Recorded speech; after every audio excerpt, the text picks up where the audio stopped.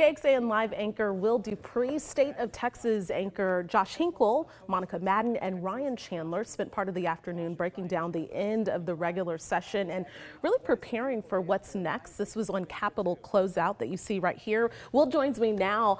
Thank you so much for being here. I know it's been a busy few days for you. Indeed it has. To say the least, right? So there are no shortage of issues that you can cover on this Capitol Closeout. What was really the key focus, Will? What we wanted to do was to give people who had not been paying as much attention as some of us have a chance to catch up on what some of these priorities are and where they ended up. So we ended up talking about different issues: property taxes, school vouchers, border security, school safety, what the initial proposals were that were put on the table by lawmakers, how the changes factored into them, and where they ended up, some of them not even crossing the finish line, as you mentioned there, some of those border security initiatives and school property taxes being put on this special session. We also really focused on the impeachment trial. Who could forget that as well, with Attorney General Ken Paxton? That will be happening sometime this summer too, so we wanted to give people at least the basis to touch upon to see where we go from here. Okay, so several months you have been covering the ledge. You have been Yes. back and forth to the state capitol. After the conversation during this Capitol Closeout, what were your key takeaways? One thing that was really cool in a way was to talk to Josh Hinkle, our Director of Innovations Investigation, about all the investigations that he and his team have done. So this session, 7 of their investigative projects tied to 7 bills that all cleared the state legislature and are now awaiting signature by the governor. A huge accomplishment for our team and really speaks to the work that they are doing on the investigate side. And 2 of those bills have now been signed into law. One of them is about medical invoice transparency. Another is about the Crime Victims Compensation Fund.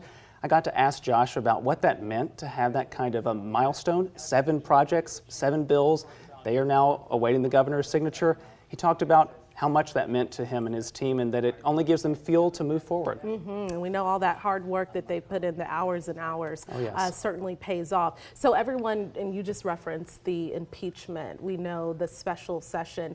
Sometimes those can overshadow some of the other issues that have been happening at the Capitol. So is there something that people should be talking about that maybe they're not talking about enough? One thing that really has stood out about this session, it is a Republican-controlled legislature, House, Senate, Governor's Mansion, everything.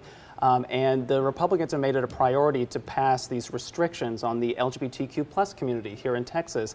A number of bills are now on the way to the governor's desk. The governor said yesterday that he plans to sign at least 2 of them at this time.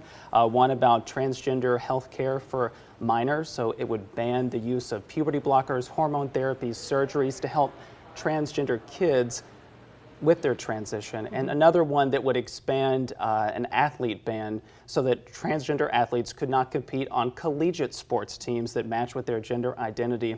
Again, the governor said he would sign those into law. So we're following those all along these past few months. We've been trying to keep track of all the little twists and turns and language changes that come with a part of those. You can find all that coverage, of course, on KXAN.com. Okay, Will Dupree, it is always good to speak to you, my friend. Thanks so much. And of course, like Will said, you can watch the full Capitol Closeout on KXAN.com right now.